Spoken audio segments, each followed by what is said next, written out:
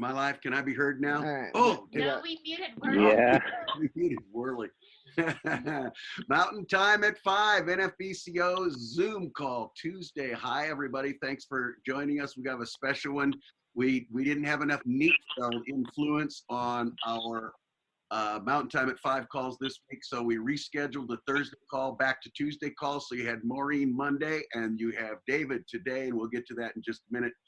I did want to remind everybody, please register for the National Convention. We really want folks to register early. It's free. It doesn't cost nothing. And that'll give you an opportunity to take part in, get the perks, get the door prizes and that kind of stuff once we figure out exactly how the National Convention will be presented and ways we can engage in the convention. Let's see, I think I had something else today Scott wanted me to mention in case he's not here. But Scott's here. Oh, Scott, well then he might know what it was. He wanted me to make sure. I do want to make sure folks continue to know about when they want to reach us, anything COVID-19 related for Colorado affiliate, assistance at nfbco.org. I think most people know that by now. Assistance at nfbco.org, and we still have our COVID-19 hotline. 303-778-1130. That's the Colorado Center for the Blind phone number, 303-778-1130. And the extension is 219er. And that's checked a couple of times a day for someone who might be experiencing some difficulties that our volunteer network established, set up, recruited by Maureen and Jessica all the time. I think that's all I have for today. A lot of exciting stuff coming up on these Mountain Time at 5 calls for next week. If you've got ideas, suggestions for our Zoom calls, please let us know. That's what I have, Jess. All right. So tomorrow we're going to be doing another Workout Wednesday. Thursday we're going to be learning how to make lots of fun disinfectant-y stuff. And then we're going to have an awesome Philosophy Friday. So join us the rest of this week at 5 o'clock, and we'll turn it over to David Neatfeld, who is one of the most fantastic travel instructors that you could ever have. I had the privilege of having Jess? Yes. Oh, can I jump in real quick? Yes, please. I'm so sorry. No.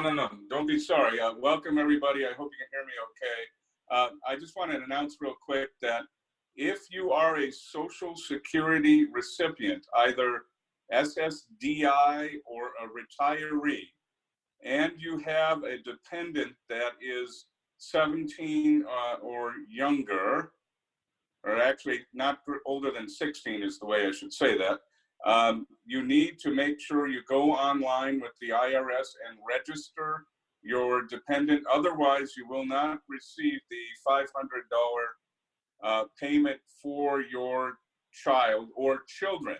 Like in the case of Brent Petron, who has 75 children, that's a lot of money. And you can go on our website, nfb.org/COVID-19, COVID-19, to get information on how to make sure you register your dependent. Now, if you filed income tax return in 2018 or 2019, you'll be fine. But if you are a Social Security recipient and have not filed income returns, you definitely need to register your dependents before noon Eastern time, which is 10 o'clock ours, before 10 o'clock tomorrow morning. Otherwise, you're going to have to wait a full year to get that extra $500. And we had that all over social media today, so you can check on that. And I would just recommend our National Federation of the Blind, NFB.org COVID-19 resource page. I mean, it's good if you're blind or if you're sighted. We have more stuff that's constantly being updated about the COVID-19 than any website around that I'm aware of. And I think our guys in Baltimore have done an incredible job of continually updating that COVID-19 resource page. Amen. Absolutely, Kevin. Thank you for allowing me to make the announcement. Thank you, David, for doing this. And make sure you get Logan registered there. All right. Now back to Jessica's amazing announcement of you.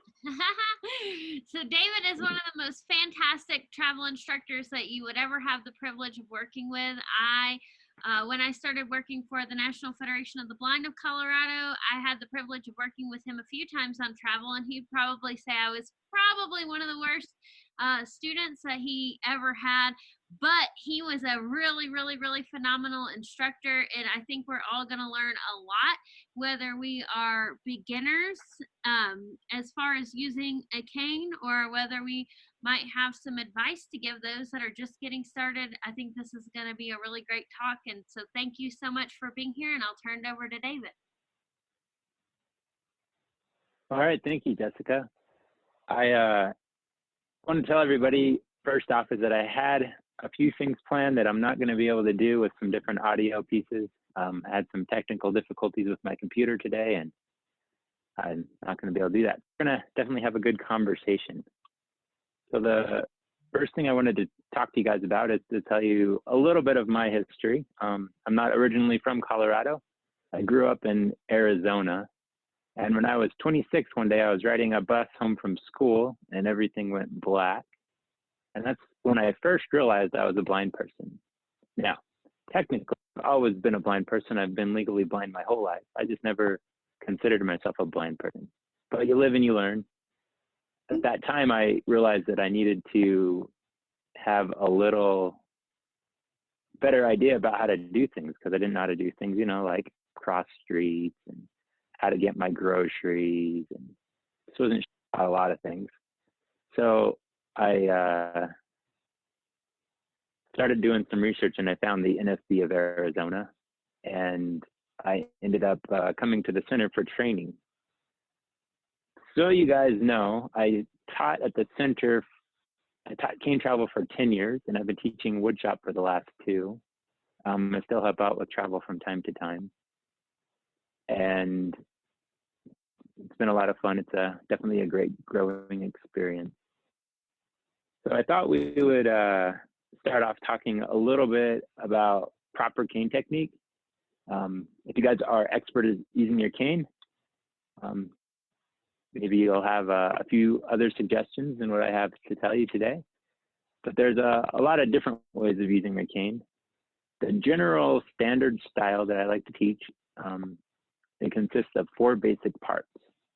The first one of those is how to hold your cane. So I like to hold my cane in what's called an open palm grip. So that's like you're holding your hand out to shake, but you turn it so your palm's facing all the way up.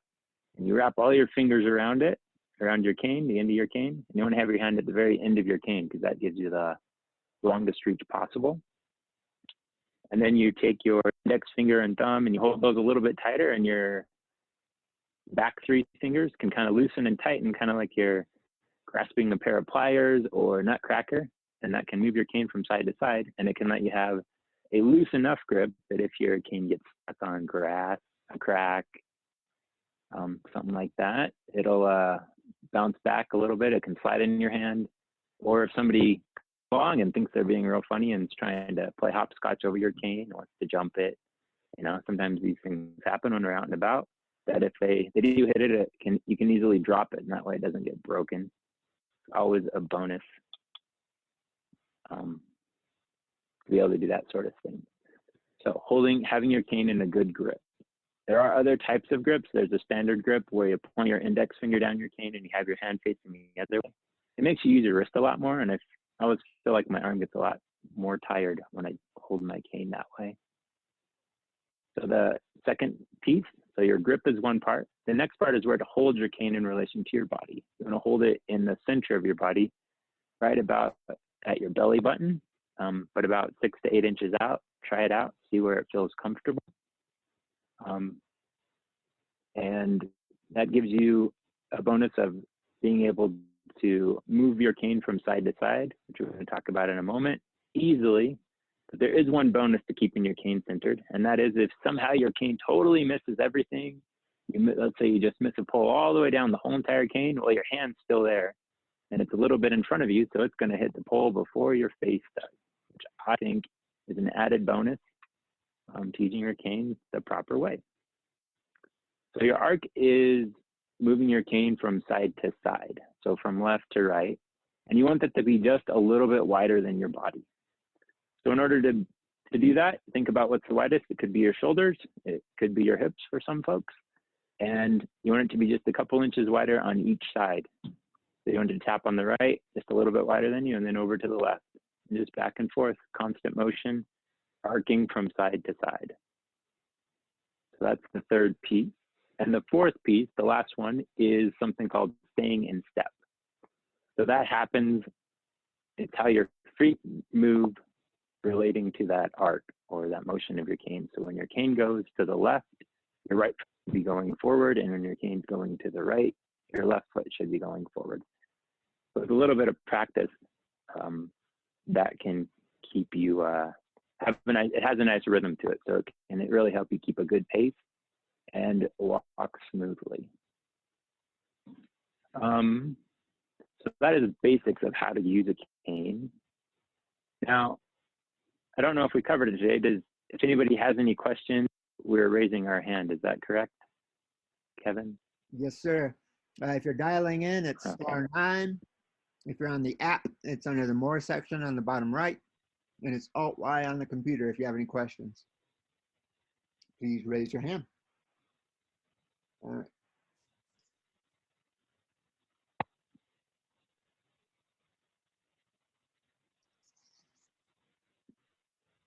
Did you say somebody raised their hand? Yeah, just now.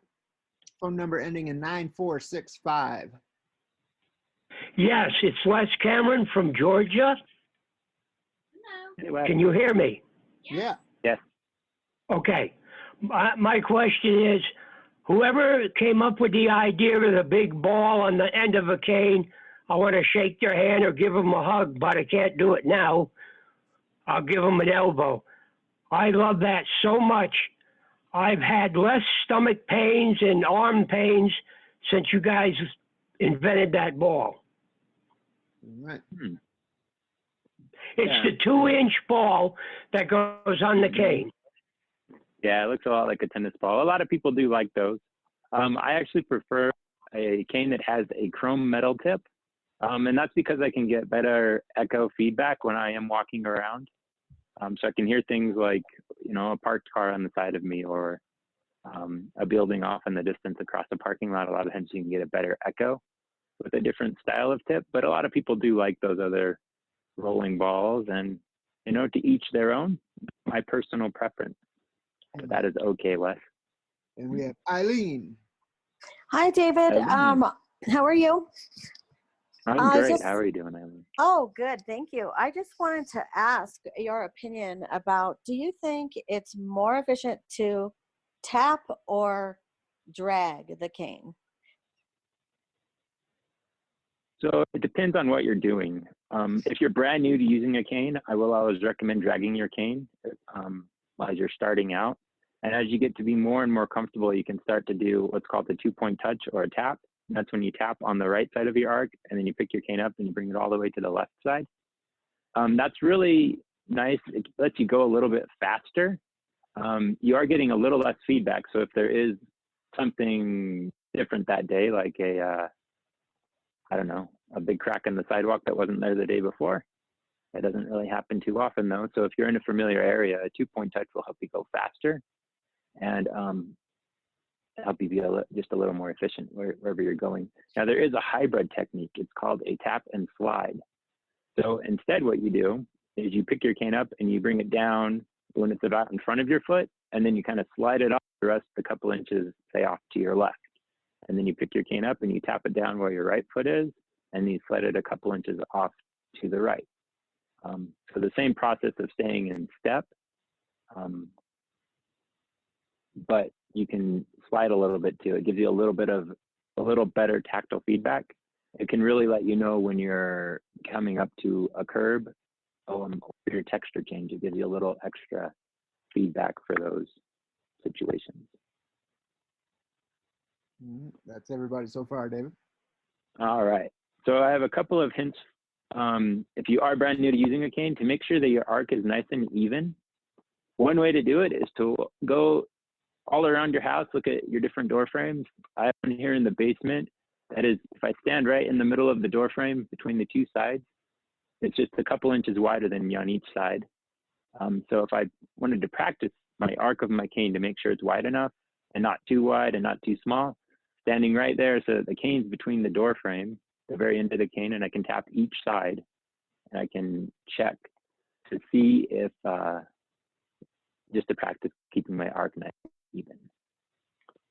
So we talked earlier about using an open palm grip or a standard grip. There is another style of grip that I like to use often. It's called a pencil grip.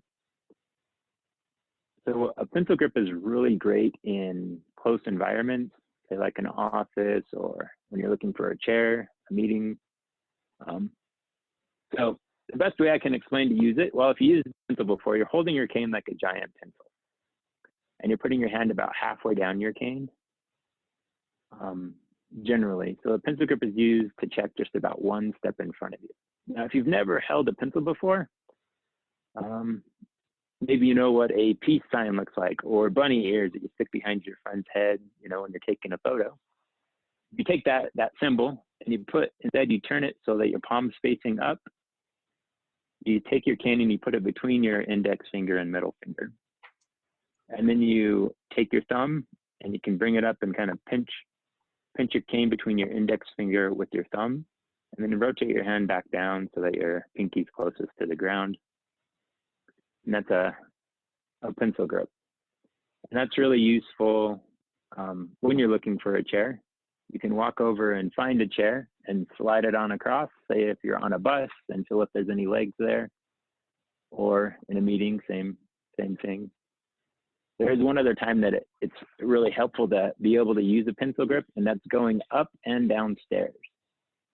So I've told a lot of people that if you learn to use a pencil grip properly going downstairs and you have pretty good balance, you can learn that you don't even need the handrail. You don't need to know how many stairs there are. You can just zoom right up and down. Now, in order to do that, it's a lot of the same process as regular walking, except for you're using your cane just one step in front of you. So what I usually do is I'll walk up to the stairs with my cane all the way out.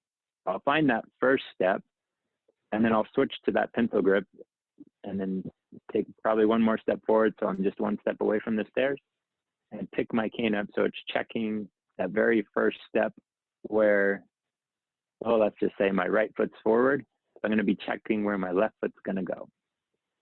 And then as I check where my left foot's going to go and start to step up with my left foot, cane will switch over to the right side and check where my right foot's going to go. And so on and so forth until you get all the way to the top of the stairs or the bottom. Well, let's say we're going up and we get to the top of the stairs and your cane doesn't hit any more steps, so you know you're at the top. You didn't have to know how many stairs were there. You just cruise right up. And then to go down, the only difference is where you're holding your cane. So you're going to hold your cane about 3/4 of the way from the bottom, or just a couple inches below the handle a lot of times. And then you can reach down a little bit lower than you. And we got a couple of hands when you get set. All right, go for it. We got Mary. Mary, it's not letting me unmute you. You can unmute yourself. There you go. Thank you. I use an electric scooter for ambulation. Am I able to use a cane? You sure are. One of the important things about that is to make sure that your electric scooter isn't turned on to go super fast. You want it to be about what your maximum walking pace would be. So for most people, I think it's between 5 to 8 miles an hour or something. Would be probably your maximum you would ever want your scooter to go. And then you want to think about the speed that you're going, because the speed you're going, you're going to need more reaction time. So you want to be able to have a longer cane, if that's the case. Oh, and I did totally mess up on the miles per hour. I think most people walk about 2 miles an hour, generally speaking. I don't know where I got 5 to 8 from. But yeah, you sure can use an electric scooter. I've even heard of one person, they had a Segway that they would use with the cane, and they got the tallest cane they could get so that they could go as fast as possible. I've even known a couple people that use canes while they're rollerblading or using a skateboard. These things are also entirely possible. You just want to make sure in those situations that you're just keeping a pretty quick arc as well. So moving it from left to right, and you're checking whatever the widest part of your vehicle is, right? So if with your electric scooter, make sure you're taking note of how wide it is, and make sure you're going just a couple inches wider on each side. And I would recommend, as tall as cane as you can feel comfortable with.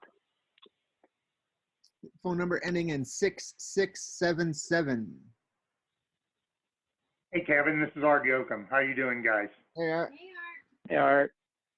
Okay, Dave, I got a question for you. I've been walking with my cane on the outside, and I was wondering, how can you keep your cane from, if you're walking down a sidewalk and all of a sudden there's a crack and the cane, pokes you, bounces up and hits you in the stomach. And then also too, like, for example, let's say you're walking at a particular good rate of speed and all of a sudden there's like an uneven sidewalk and you kind of lose your balance. What can you do to get notification of that? So the first thing I recommend is kind of my standard answer for a lot of things, and unfortunately it's not an easy one. It takes practice. But with practice, it's a good idea to really concentrate on being able to have a light grip on your cane. So if you have a really tight grip, it means you're going to be, that cane, when it catches on a crack or on the grass line, it's going to really cause you to turn and twist your body. That can cause you to lose balance when that happens. So a lighter grip can help. I would also recommend, Art, is if you can, if you physically can, keep your cane in the center of your body. It will help you the most, because when your hand's off to the side and your cane catches on something, that's even going to push that one side around a little bit more and cause you to lose even more balance. And if your cane's in the center, it does have that flaw of if it gets caught and you don't have a loose grip on it, it can come back and hit you in the gut. But with practice, you can mitigate that. Thank you. We've got phone number 9465. Ends in 9465. It's Les again from Georgia. This is a comment. And all the safety they tell us during these storms that we have and everything else, I have never heard anybody mention us about safety with our canes. In my house, I have a fold-up cane at every exit of my house. I have a garage that has electric door opener. Next to the electric door opener, I keep a cane, because if I'm getting out of my house, I need a cane. I don't have time to look for it, but I know it is next to the door. And I have 3 exits. In all 3 exits, I keep a cane. And the other comment is, you're talking about walking with a cane in the center of your stomach. I've found that hurts a lot. So what I've done is I keep my cane to my right side, but I got a cane that was about 6 inches longer to take up the difference when I swing it to the left. Thank you. Yeah. A lot of people do that with their cane, Wes. I just find that for most people, keeping their cane off to one side or another, it can cause them to, say when they're crossing the street or even just walking down the sidewalk, they'll a lot of times tend to veer off to one side. So if you're holding it on your right, a lot of times people will turn to their right. You are right though, it can hurt. But with practice, you can get to where that is a minimal factor. But to each their own, as long as your cane is arcing all the way across your body on each side, I would say that is okay.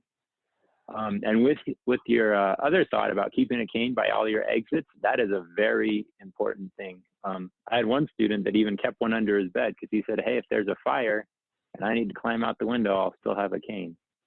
And that it is great to be thinking about those things, what you need to do to keep yourself safe. Another thing to note as far as safety goes is it's good to have your everyday cane, and it's also good to have a backup cane. So I'll have to keep a telescoping or folding cane in my backpack at all times too, so that I can, if my everyday cane breaks, I will have a backup. We've got Curtis. So back in the days, I didn't get a cane until I was 14 years old. I've been blind all my life. Mm-hmm. And the agency that I was with was not at the time one which I would have been proud to be associated with. And the instructor and the people who taught travel there focused a great deal on the exact way in which you could hold your cane, which I think to some extent is really important at the beginning of the whole process. But David, as a cane travel teacher who's done it for 10 years, can you talk a little bit about beyond that? Like, what is what's the real goal of travel teaching? Why do we want to do this? Um, are we going to wind up being people who have to follow specific routes, or are we going to be people who, in the end, know how to handle ourselves in a situation where we're going someplace that we don't know? Or is it even proper for blind people to go to places that they've never been before because they might get lost? Can you talk a little about that? Yeah. So my feeling is that any person that wants to learn how to travel should want to learn how to travel anywhere in the world that they want to go. If you want to just learn routes, that is your choice. I'm not going to knock you for it, but it is important. Kevin, can you hear me still? Yes, sir. Yeah. Okay. I just got some sort of a beep in my ear, so I don't know if I lost everybody. You're good. So my goal is so that everybody can travel independently anywhere in the world that they want to go. And in order to do that, I believe in teaching skills and not routes. So that is like how to use your cane properly, and then how to identify different things, like being able to walk up to an intersection you've never been to before, be able to analyze a traffic pattern, and identify whether you have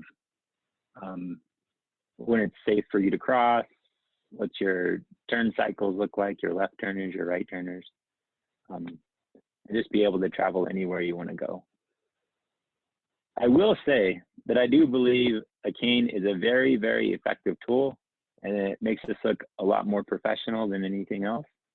I will say if you have good skills, understand how to use a lot of other things like cardinal directions, parallel traffic, that even if somehow you lost your cane and you didn't have a way to get home, I think you could still figure out and be able to problem solve a way to get home.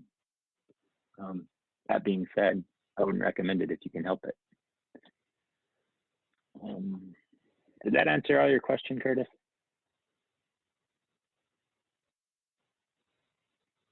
You can unmute. You can unmute Curtis when you.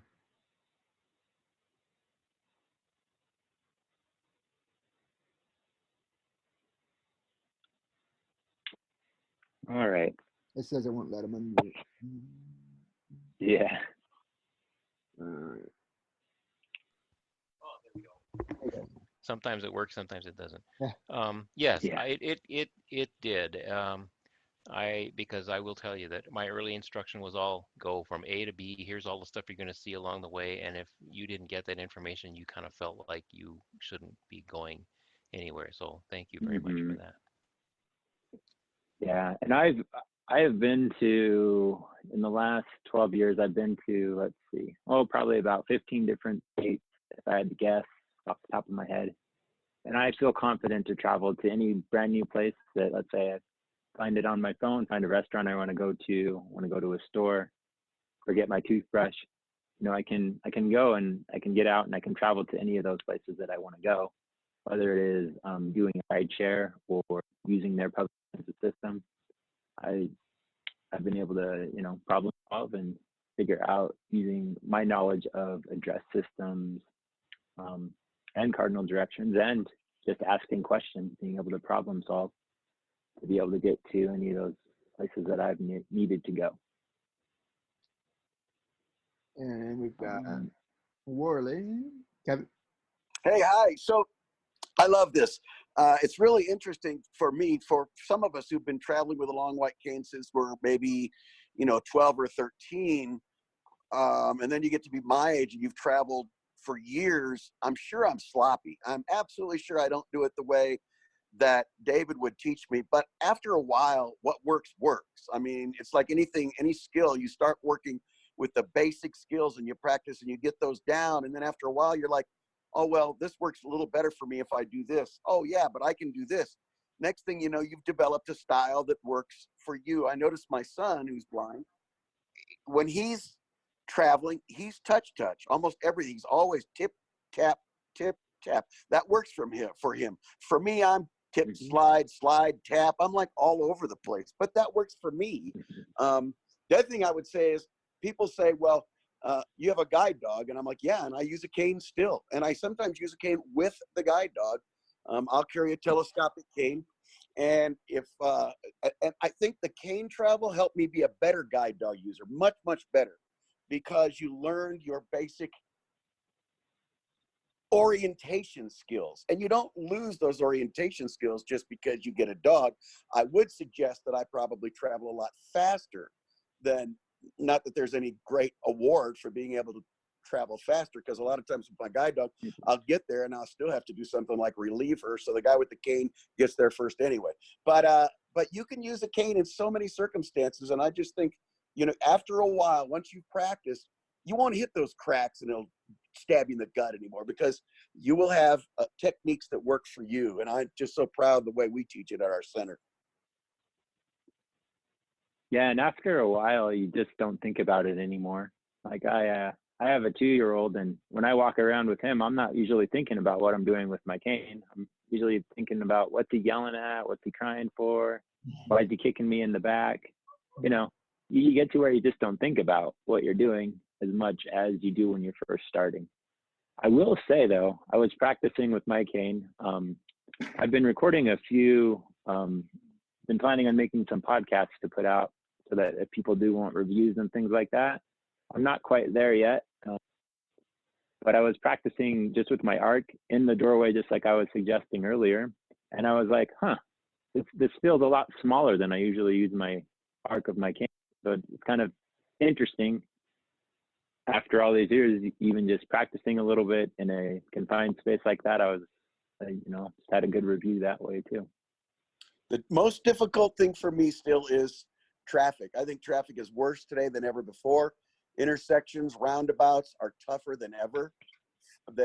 It's not about cane travel, but I do find traffic to be more challenging the older I get. Still do it, but it's more challenging, I think, than it was when I was 20. But maybe that's because I felt like, I'm invincible, so I'll just cross anyway. I don't know. Yeah, I think sometimes that is the reckless nature of being younger. But you can feel a lot more comfortable in those situations. For the most part, I've always told people that traffic is your friend. If you've ever come up to an intersection that has no traffic and crossed it, it's harder to stay straight. There's things you can use, but it can be harder for a lot of people, but it is less intimidating. So if you do mess up a little bit, you're not as worried about it.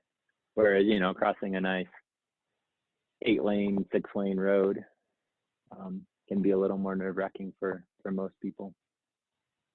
Nancy. Hi, David.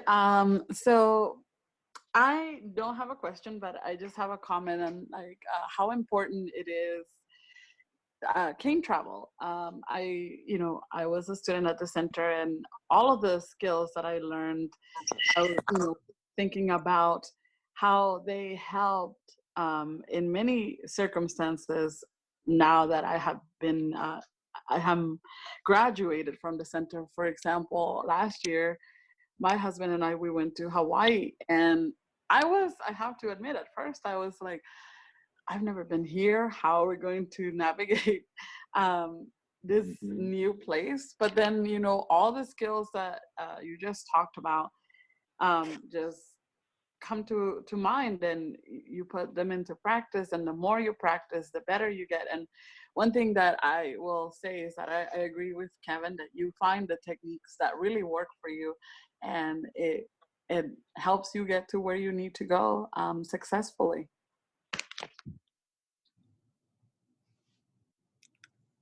Thank you, Nancy. Sorry, go ahead, David.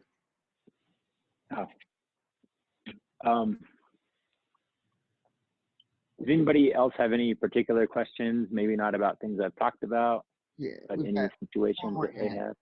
We got Scott. All right. Can you hear me? Yes, sir. Yes. David, my friend, I have one question for you. However, it's in 27 subparts. Just kidding.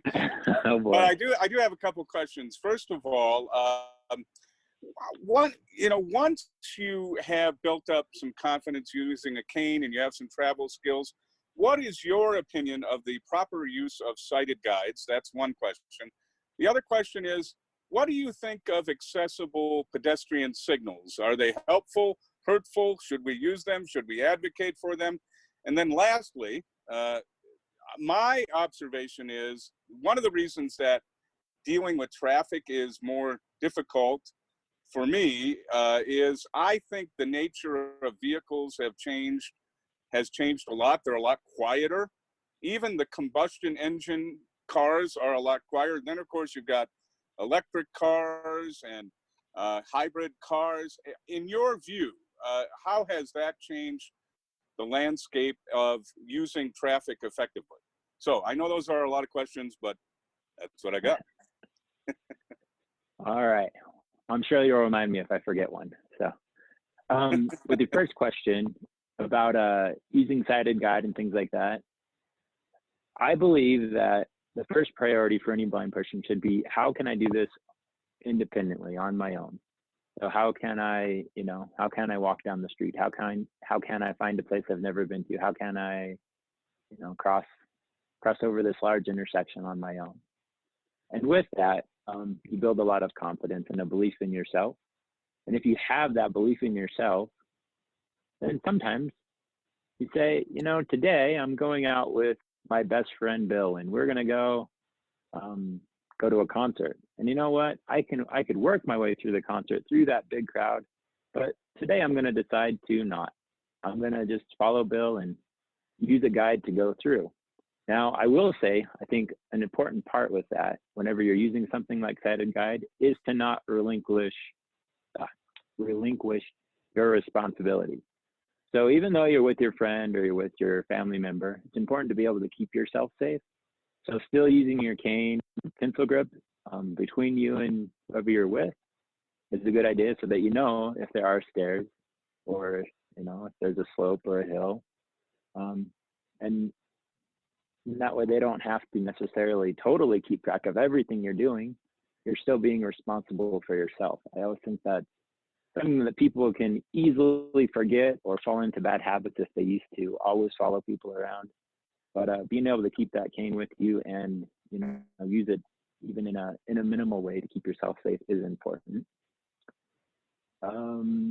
Audible pedestrian signals. So at a lot of intersections,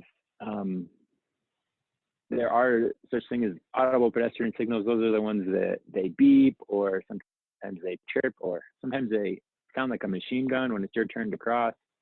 I suspect that's supposed to be the sound of a woodpecker, but I feel like it sounds like a machine gun. And I always tell people, I don't want to cross when there's a machine gun going on the other side of the road.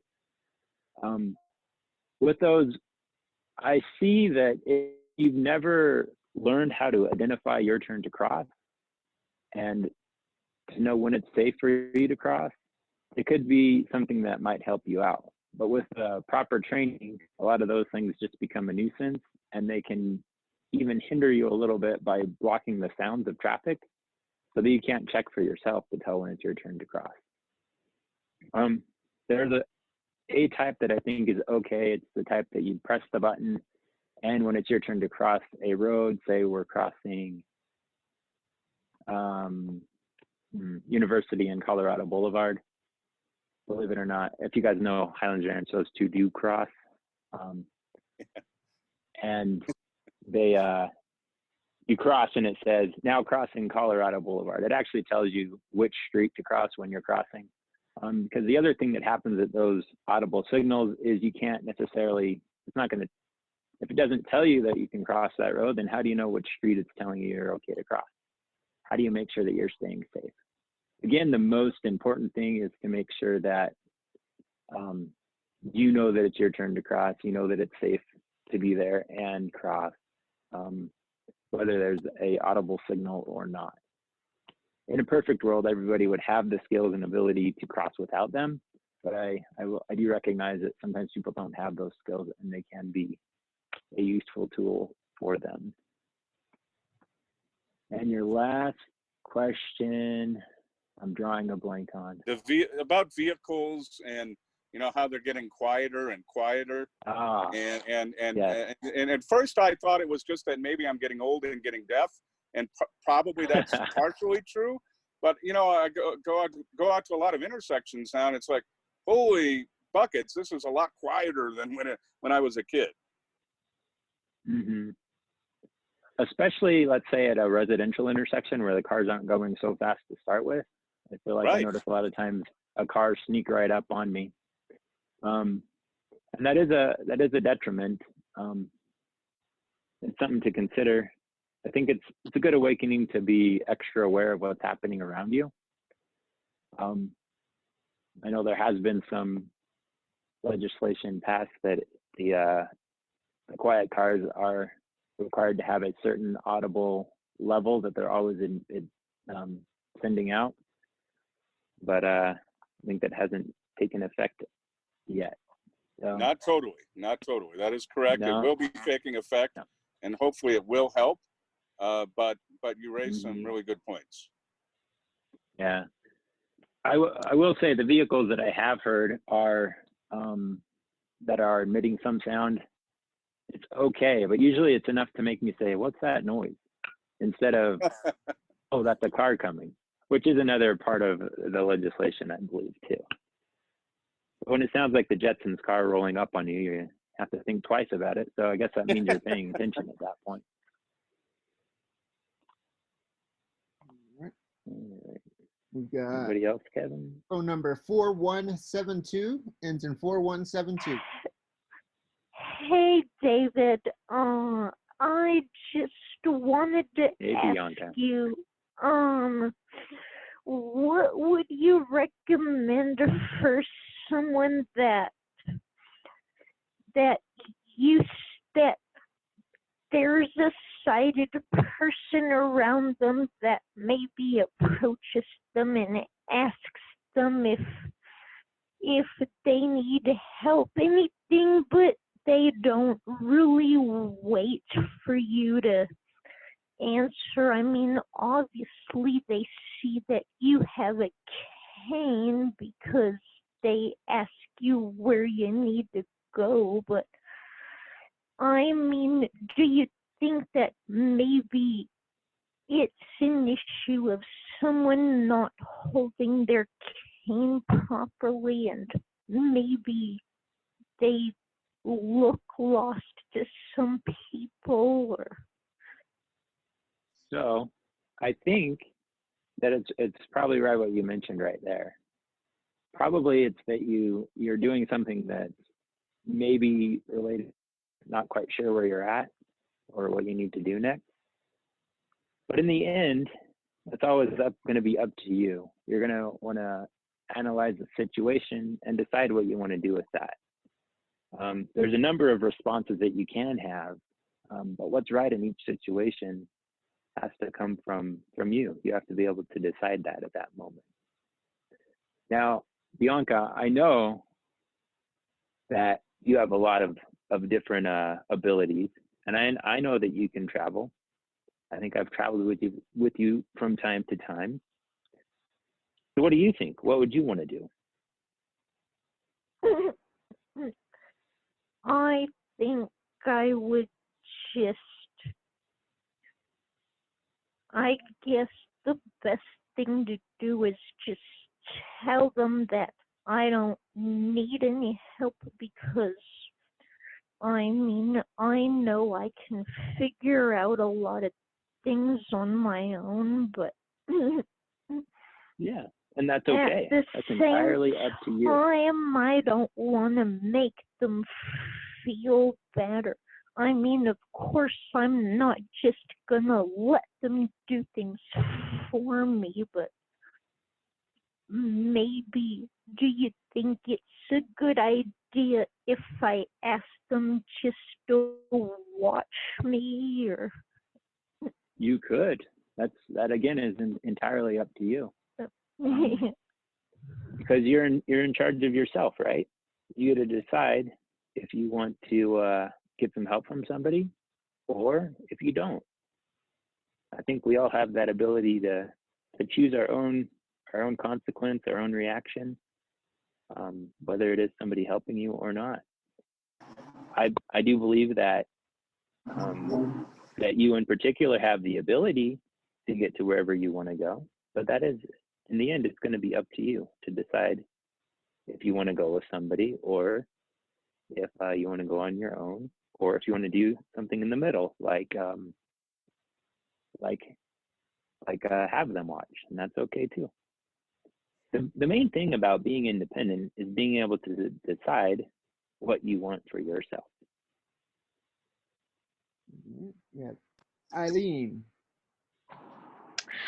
So, David, I consider myself to be a fairly decent traveler, but I do not cross streets straight. And I know how to listen to the traffic, so I'm sure it's probably a good idea to get review from time to time, but I was wondering if you can give us some pointers as to how we can cross straight, because it would be a lot more safe. Okay. So I'm going to tell you my first hint, and that's using what I call parallel traffic, or traffic going next to me, which I believe is what you were referring to a moment ago. So using parallel traffic, let's just say it's coming up from behind us and it's on our left side, and then it's going out in front of us. When I'm using parallel traffic, I try to ignore it as it's on my left side, and I'm going to listen to it going ahead of me. I want to listen as far away as I possibly can. And if I follow it directly to that point, it'll actually cross straight every time. What happens is the line of your sidewalk and the line of the car, where the sounds, they kind of merge. If you were able to see before and you look down train tracks, the two lines actually merge way off in the distance. And the sound of the sidewalk could make sound in that car. They both are wavelengths, and so they merge as well. The further away you can hear them. And so that can help you cross straight. Now, some people do have a tendency just to veer as they're crossing, or go off to the right or the left. Another term, right? Veering. So there's a couple of hints there. One is to make sure that your arc is even on each side. So keeping your cane centered helps a lot of people not veer. Again, it takes practice, and some people just don't want to use a cane that way, and that is okay as well. But you have to be extra vigilant that you're using other cues. So if you're keeping your cane centered, your arc is even on each side. Another silly trick that helps some people is to take their hand that's in their cane and put it in their pocket. Don't ask me why that works, but I've seen it work for several people. And if that doesn't work and they're still, let's say you're veering off to the right when your traffic's on the left, sometimes taking your left hand and putting it in your back pocket on your left side helps too. It seems to be like degrees, right? Your front pocket's a little bit of a veer and your back pocket's a bigger veer. Don't ask me why, but it seems to work. I think it makes people kind of put their shoulder back a little bit more, which makes them stay a little more straight. Would be my best guess. Other things that can help would be like paying attention to where your sun's hitting you before you're crossing. So if we pretend it's hitting you on the left side, if it stays on the left side, that will help you stay straight. There's a lot of little things that can help too. I don't want to go too far into the weeds because I can tell you something, but it may not totally make sense. Does that give you some different suggestions anyway? No, she's already gone there. Let's see. Okay. Kev. Yeah, there's a couple things. Thank you. I mean, I love this conversation so much that I just couldn't control myself. I had to pop back in. To me, one of the things that makes me go straight is almost like I use my cane. I feel like it's almost like a gyroscope. If your arc is right and you're holding your cane in the way that works best for you, the actual arc of the cane, the way and if you're moving at a reasonable rate of speed, your method will help keep you straight. It's almost like the arc helps to keep you straight. That's the one thing. The second thing with regard to sighted guide and the like, I always go back to Dr. Jernigan's Nature of Independence, and that is You know, you want to be able to go where you want, when you want, with as a little inconvenience to yourself or others. So there are times you're going to, I don't even call it sighted guide. There are times where I'll grab Scott Labar's arm because I get a sense that he might know where we're going. Moreover, because he travels like a bull in a china shop, people are going to get out of our way. So that works really well. It's not only sighted guide, it can be blind guide. And then the other point I wanted to make was about echo cue. You talked about it earlier, but I think echo cueing is the most critical part of my travel. As I lose hearing and get older, that actually worries me. You know, when I was a kid, I could hear curves. You know, when I was a kid, I could hear curves. I could hear all, now I can't. Not anymore. I'm taller, I'm too farther, and I don't hear as well. But it's funny, I had a guide dog instructor once. He had been in the business 30 years, never had understood echo cues. How can you teach people to travel and not understand that blind folks who practice it can hear trees, can hear light poles? I mean, what an amazing help. I would urge people, if you don't know the echo cue concept, really work on it, because it is, you can come up, you're coming up to a wall, you know it's a wall, you know, that's absolutely a wall. So echo cueing is important. My final point, and then I'm not going to interrupt anymore, I promise.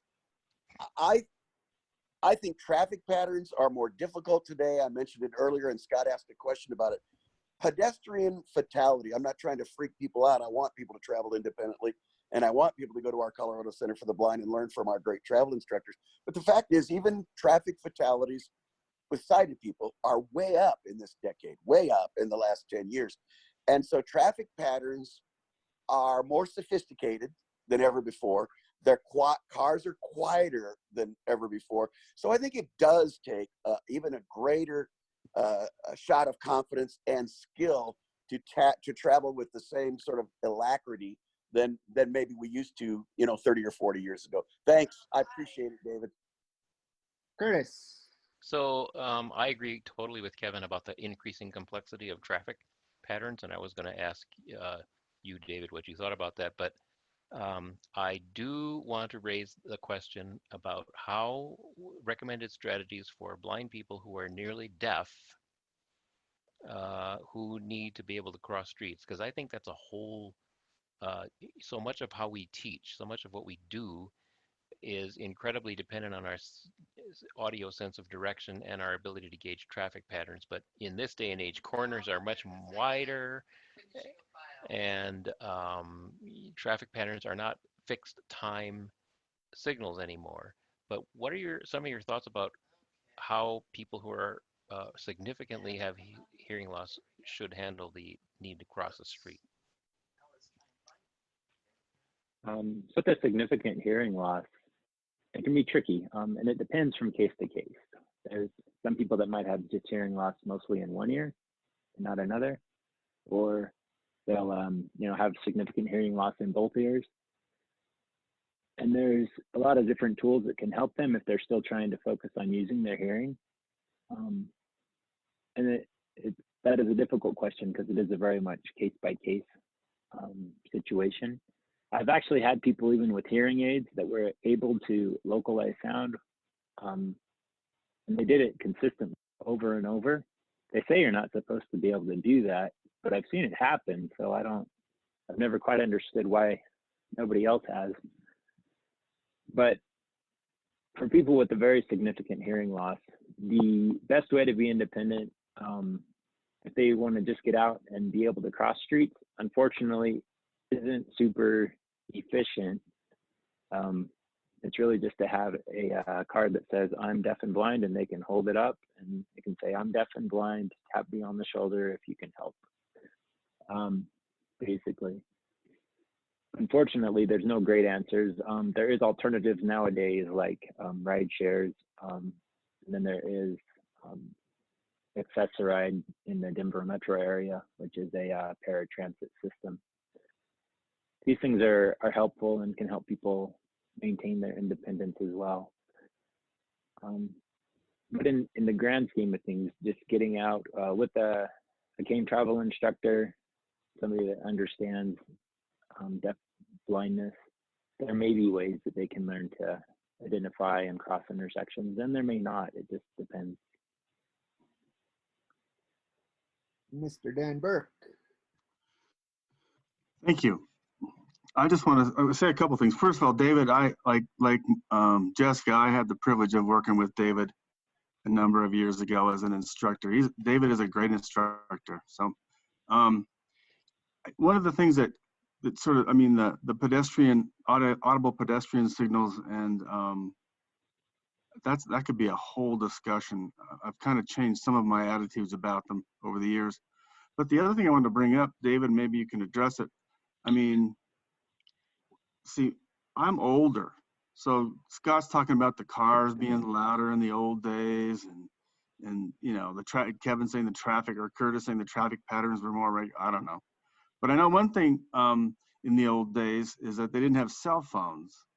And somewhere about 15 or more years ago, I just decided I was going to assume every vehicle, the person was doing something on their phone, and which made me a lot more cautious. But then I'm also older and I don't bounce like I used to, you know, when I was younger either.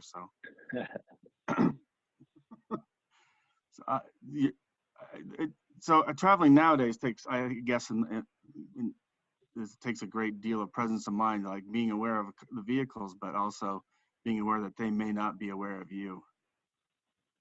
Any thoughts, David?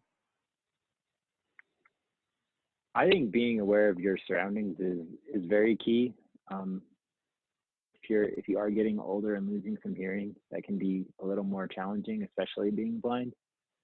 But being aware of even small things around you, like let's say you're walking down a sidewalk and it's tilting a little bit, or you know, you're riding a bus and you're paying attention to which way buses are turning, so that you are knowing where you're going, when you're going. Even taking a ride share, knowing like, hey, what road am I on? Where are we turning next? Being aware of your environment is very important.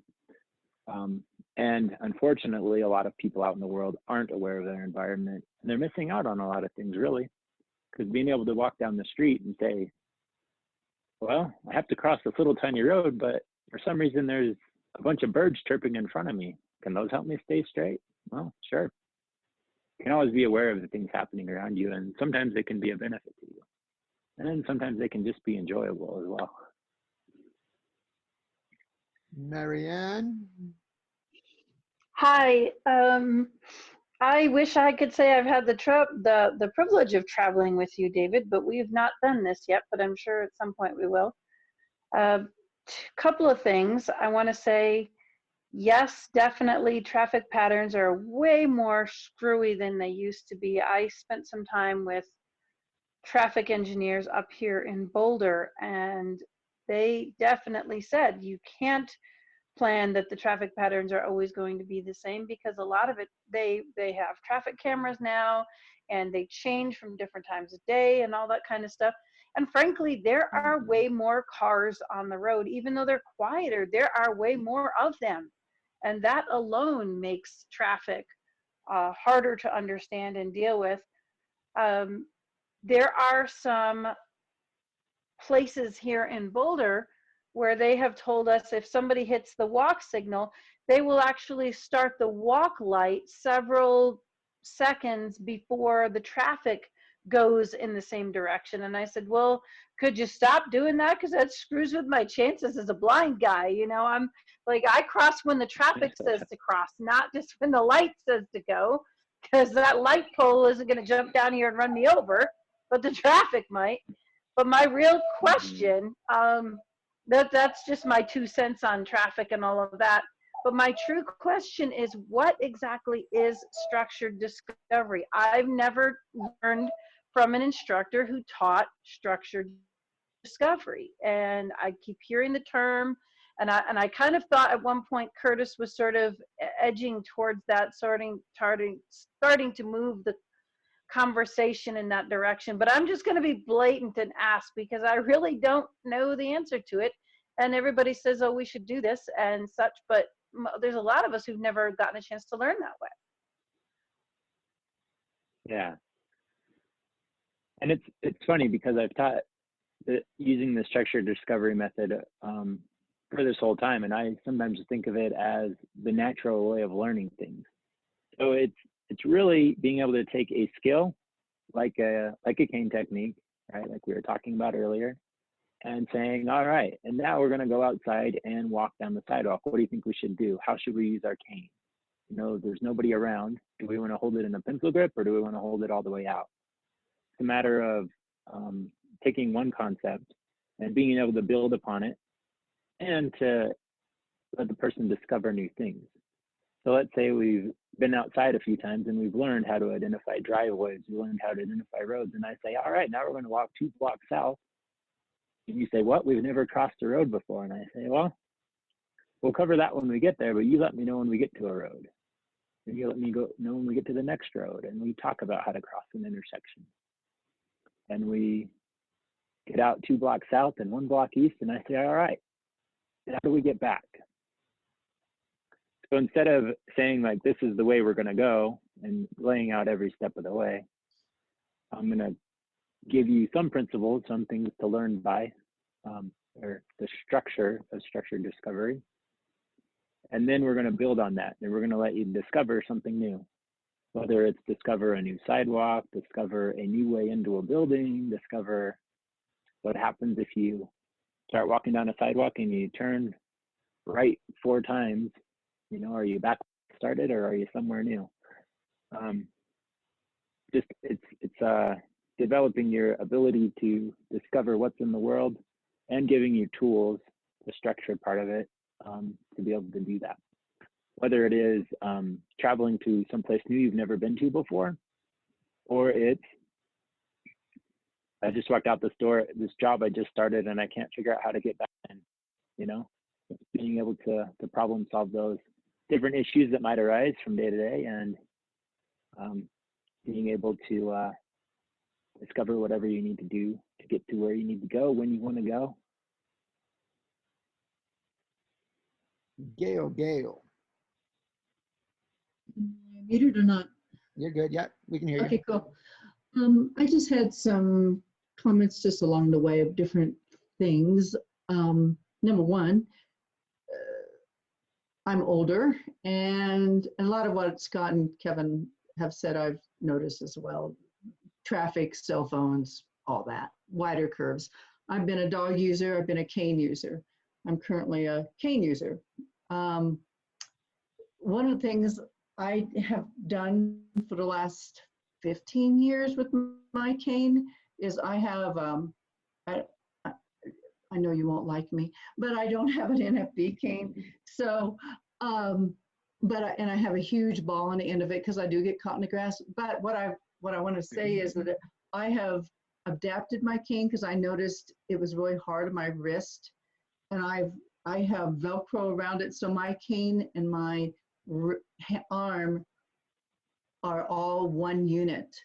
And for me, I have like my outdoor cane and my indoor cane. And so for my outdoor cane, when I'm walking 2 or 3 miles, I use that cane, and I don't have to have any wear and tear on my wrist. And I developed it myself 15 years ago, and it's quite the thing. It looks ugly as all get out, but it works. So that's that. Traffic signals, I think from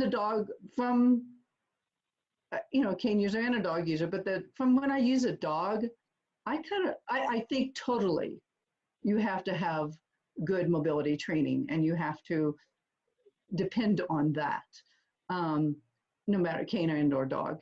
And as a dog user, by the time you say, oh, here's a street, good boy. Oh, look, here's my traffic. Oh, forward. Oh, good boy. Oh, let's go. You know, 8 seconds have gone by and I've missed my opportunity to cross that street. So in some ways, I think audibles are a great assistance to whatever skills I'm also using, because I am using my other skills primarily. But the audibles are great because I can go, huh, dog, let's go. And I have a half of a prayer of getting across the street without being killed, especially on Broadway. And then my final thought I was going to say is I recently went to Australia. They have fabulous curb cuts there. They're more distinctive for blind people. And the other thing that they have, which I would love to see the United States of America implement, They have Braille on all their poles, saying what streets they are. So cool. Just saying. Wow. That is quite the undertaking to have Braille on all the poles. Not saying it's impossible, but it'd be a feat. Be expensive, I'm sure. Yeah, and with your cane, I'm not going to knock you for it. To each their own. I mean, you're an independent person, and you're going to decide to do what you find to be most effective, and that's okay. I think we all have that right. That's part of being independent, right? And with a dog at an intersection, my wife has a guide dog, and I notice sometimes it almost seems like a little bit of a distraction when you are telling your dog, or you're teaching your dog a new cue to find that pole or that button, and it can slow things down sometimes. So I could see the point of liking audible signals at those moments, especially. And again, it is to each their own. Everybody has different preferences, different skill sets. My personal opinion is that in the long run, they start to get in the way or get annoying, but you're allowed to believe and like the things that you like. I have no problem with that. Nancy.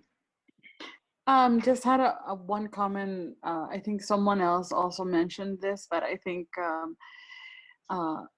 people using cell phones while driving has become, a real problem when traveling. So just wanted to say for all of us to be very aware of our surroundings. I had an incident, I want to say maybe a year ago, when I was walking in my own neighborhood, just walking to the bus stop, and one of my neighbors was pulling out of his driveway, and he has one of those super quiet cars. And I mean, it didn't make a sound at all. And, he admitted that he was on his cell phone while pulling out of the driveway. So he did break my cane. Luckily, I was, close to my house and had another cane. But, just comes to show how a lot of people are not paying attention for pedestrians. And, I was very lucky that it was not my foot and it was my cane. But I just, wanted to say that because it's really become an issue with drivers. It is real, yeah. Cell phone, yeah. I never. I had. Go ahead, David. Go ahead, Kevin. No, you go. You responding to her. You go All first. Right. So, yeah, I was going to say that I had a friend that rode motorcycles once, and he said, the way I ride my motorcycles, I just pretend like nobody can see me, and then I can stay safe.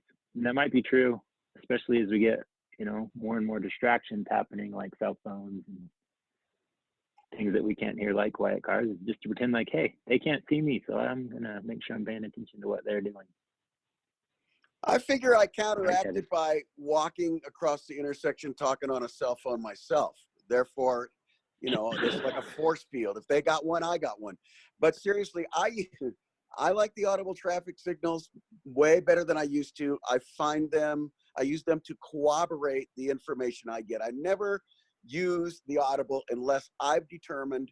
So in other words, the audible is my secondary source. But I do like the corroboration of a audible traffic signal a lot. I just think that's I like them more and more and more. I've grown to think they're helpful. The other thing I do, and I don't know if I'm curious if other people do this, I start listening. If I know where I'm going, I actually start listening to the intersection, like as soon as I can hear the intersection. I might be many, many yards back, and I start listening to the cycle right then, so that I get a good sense of what that cycle is. Frankly, before I even get to the intersection, a lot of times I have timed it and I can just keep on going. So I find that's a skill that you can hone after a while. Yeah, that's true. If you notice cars stopping ahead of you, you notice that there's perpendicular traffic or traffic going across you way ahead of you. Being able to identify it as soon as possible makes you ready for what's coming up next. It's part of being aware of what's happening around you, is all those little things that you have to learn to pay attention to. In classes, I will a lot of times point those things out. We'll even sometimes stop before we get to an intersection, and I'll say, hey, what's happening happening ahead of us, what is going on up there. But that is a very good point. That's all the hands at the moment. All right. Well, that is really everything I have for today. And we're at 6:11. So that is perfect. Thank you so much, David. And I feel like this has been really great information. And thanks for everyone for participating. And I hope everyone has a great night. Just wanted to let everybody know also, I have started editing, putting these on YouTube. So the YouTube channel is National Federation of the Blind of Colorado. So you're interested in hearing these, they are up there. I posted it in the chat, the link to that, and we will be putting it on all of our sources and all that. So you guys can check out these recordings. Thank you, everybody. Yay! Good night. Yay, bye. Thanks, David. Bye. Bye.